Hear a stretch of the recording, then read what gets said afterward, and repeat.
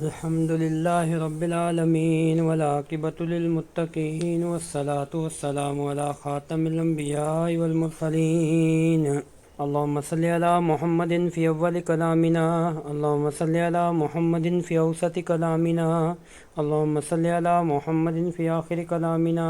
ابو امیہ مکہ میں قریش کے خاندان بنو مخزوم کے سرداروں میں سے تھے۔ وہ بڑے دولت مند، سخی اور شریف آدمی تھے۔ اللہ نے ان کو ایک بیٹی دی تو انہوں نے اس کا نام ہند رکھا۔ وہ بڑے لاڈ پیار سے اس کو پالا، ساتھ ہی اس کو اچھی اچھی عادتیں سکھائیں۔ جب وہ بڑی ہوئی تو ان کی شادی اپنے چچا کے بیٹے عبداللہ سے کی۔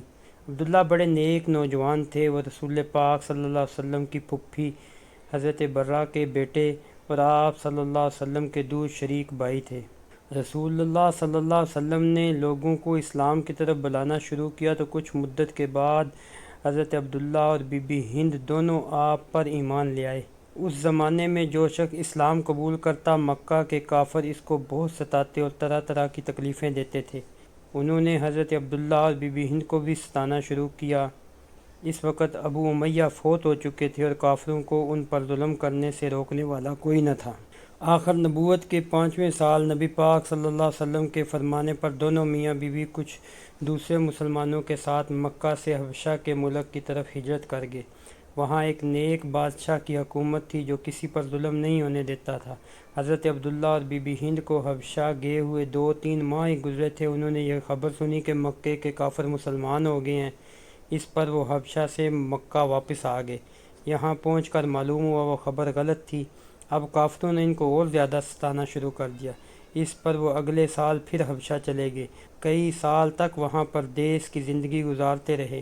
اسی زمانے میں اللہ تعالیٰ نے انہیں ایک چاند سا بیٹا دیا جن کا نام انہوں نے سلمہ رکھا۔ اسی نام پر لوگ حضرت عبداللہ کو ابو سلمہ، سلمہ کا باپ، اور حضرت ہند کو سلمہ، سلمہ کی ماں کے نام سے پکارنے لگے۔ یہ نام ایسے مشہور ہوئے لوگ ان کے اصل نام بھول گئے۔ ابھی سلمہ چھوٹے ہی تھے کہ دونوں میاں بیوی حبشہ سے مکہ واپس آئے۔ جب کافروں نے انہیں پھر ستایا تو دونوں نے مدینے کی طرف ہجرت کرنے کا ارادہ کر لیا۔ اس وقت ابو سلمہ کے پاس ایک ہی اونٹ تھا۔ انہوں نے سلمہ سے کہا کہ تم بچے سلمہ کو گود میں لے کر اونٹ پر بیٹھ جاؤ۔ حضرت سلمہ نے ایسا ہی کیا۔ ابو سلمہ اونٹ کی نکیل پر پکڑ کر چل پڑے۔ اتنے میں کسی نے حضرت سلمہ کے میکے کے لوگوں کو کسی نے جا کے بتا دیا کہ وہ اپنے شوہر کے ساتھ مکہ سے کہیں دور جا رہی ہے۔ وہ دوڑے دوڑے آئے اور ابو سلمہ کو روک کر کہنے لگے، تم خود تو ہمارے قابو میں نہیں رہے، جہاں تمہارا جی چاہے جاؤ، مگر ہم اپنی لڑکی سلمہ کو تمہارے ساتھ نہیں جانے دیں گے۔ پھر انہوں نے حضرت ابو سلمہ کے ہاتھ سے اونٹ کی نکیل چھین لی اور حضرت سلمہ کو واپس لے آئے۔ اب حضرت ابو سلمہ اکیلے ہی مدینے چلے گئے۔ ادھر حضرت ابو سلمہ کے خاندان والوں نے سنا کہ سلمہ کے خاندان والوں نے اپنی لڑکی ابو سلمہ سے چھین لی ہے۔ وہ ان کے پاس گئے، ان سے کہا کہ تم جب ہمارے آدمی سے اپنی لڑکی چھین لی ہے تو ہم اپنے لڑکے سلمہ کو اس کے پاس کیوں چھوڑیں؟ یہ کہہ کر انہوں نے ننھے سلمہ کو سلمہ سے زبردستی چھین لیا۔ اس چھینا چھپٹی میں معصوم سلمہ رضی اللہ تعالیٰ عنہ کا ہاتھ بھی اتر گیا۔ کہتے ہیں ان کا یہ ہاتھ ساری عمر ٹھیک نہ ہوا۔ اب حال یہ تھا کہ حضرت سلمہ شوہر سے بھی جدا ہو گئیں، بچے سے بھی جدا ہو گئیں۔ شوہر کے بارے میں تو ان کو خیال تھا کہ کسی نہ کسی طرح مدینے پہنچ گئے ہوں گے، مگر بچے کی جدائی برداشت کرنا ان کی طاقت سے باہر تھا۔ دکھیاری ماں ہر روز گھر سے نکل کر مکہ کے ایک ٹیلے پر جاتی اور روتی رہتی۔ 2 4 10 دن نہیں، پورا 1 سال اس طرح گزر گیا۔ آخر ان کے خاندان والوں میں سے ایک شخص کو ان پر رحم آیا۔ اس نے خاندان کے لوگوں سے جا کر کہا، تم نے اس بیچاری کو کیوں نہیں جانے دیتے؟ تم نے اس کے شوہر سے بھی اس کو جدا کر دیا اور بچے کو بھی جدا کر دیا۔ اب انہیں بھی حضرت سلمہ کی بے کسی کا خیال آ گیا اور انہوں نے ان سے کہا کہ تم اپنے شوہر کے پاس جانا چاہتی ہو تو چلی جاؤ۔ ادھر حضرت ابو سلمہ کے خاندان والوں کو یہ خبر ملی تو انہوں نے بھی ننھے سلمہ کو ماں کے حوالے کر دیا۔ وہ بچے کو لیے ہوئے اپنے اونٹ پر اکیلی مدینے کی طرف روانہ ہوگی۔ 300 میل کا سفر تھا، لیکن انہیں اللہ پر پورا بھروسہ تھا کہ وہ ان کی حفاظت کرے گا۔ حضرت سلمہ مکہ سے تقریباً 5 میل کے فاصلے پر تنعیم کے مقام پر پہنچی تو انہیں مکے کے ایک شریف آدمی عثمان بن طلحہ ملے۔ انہوں نے پوچھا، ابو امیہ کی بیٹی کدھر جا رہی ہو؟ حضرت سلمہ نے جواب دیا اپنے شوہر کے پاس مدینے جا رہی ہوں۔ انہوں نے پوچھا تمہارے ساتھ کوئی نہیں؟ حضرت سلمہ نے کہا اللہ اور اس بچے کے سوا میرے ساتھ کوئی نہیں۔ عثمان بولے خدا کی قسم میں تمہیں اکیلے نہیں جانے دوں گا۔ پھر وہ اس اونٹ کی نکیل پکڑ کر چلنے لگے۔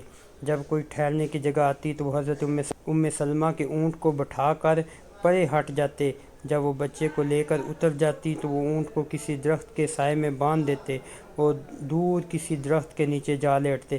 پھر جب چلنے کا وقت آتا تو وہ اونٹ کو لا کر بٹھاتے اور پرے ہٹ کر ان سے کہتے کہ سوار ہو جاؤ۔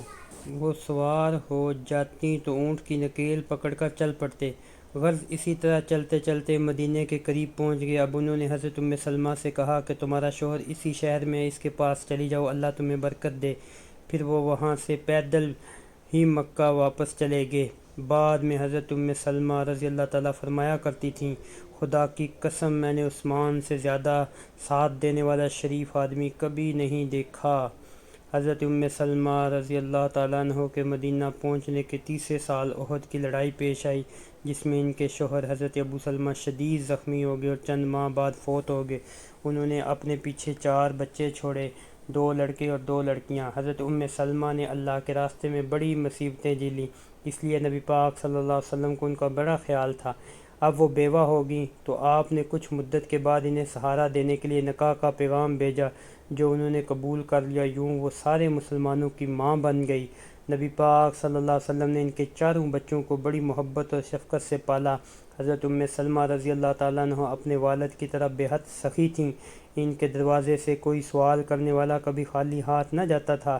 عبادت کا بھی بہت شوق تھا۔ رمضان المبارک کے روزوں کے علاوہ ہر مہینے 3 روزے ضرور رکھتی تھیں۔ زندگی بہت سادہ تھی اور اللہ کے رسول کے ہر حکم کی سختی سے پابندی کرتی تھیں۔ قرآن مجید کی تلاوت بہت عمدہ طریقے سے کرتی تھیں۔ اللہ تعالیٰ نے علم بھی بہت عطا کیا تھا۔ انہوں نے 63 ہجری میں 84 سال کی عمر میں وفات پائی۔